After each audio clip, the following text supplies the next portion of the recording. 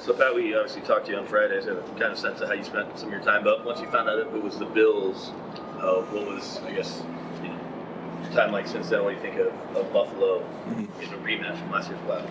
Yeah, obviously there's some time sitting, waiting to see who he's going to play. And obviously we playing a great team in the Bills. So once we found that out, just sit back, watch the film, and understand, we're playing a great team in the Bills. So now it's here.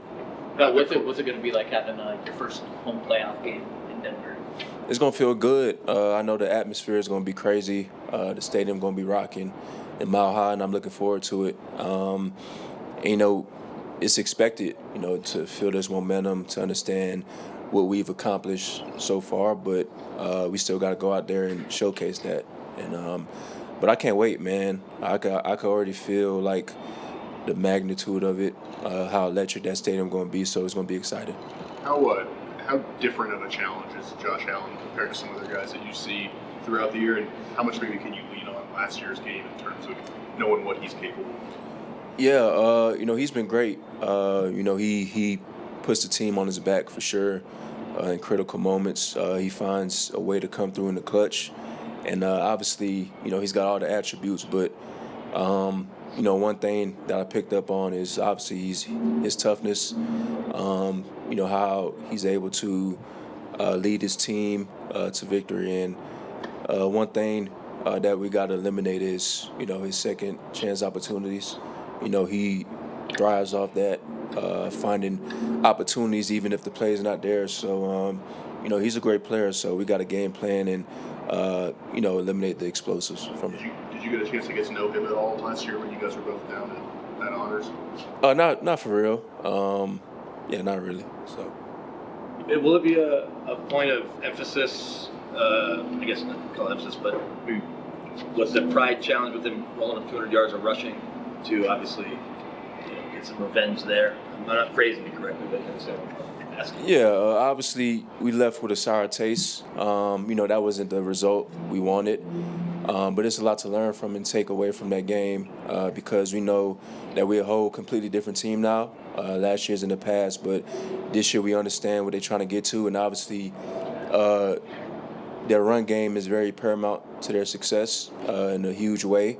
And obviously James Cook, he's been a big factor in towards that and their success. So we got to find a way to eliminate that as well.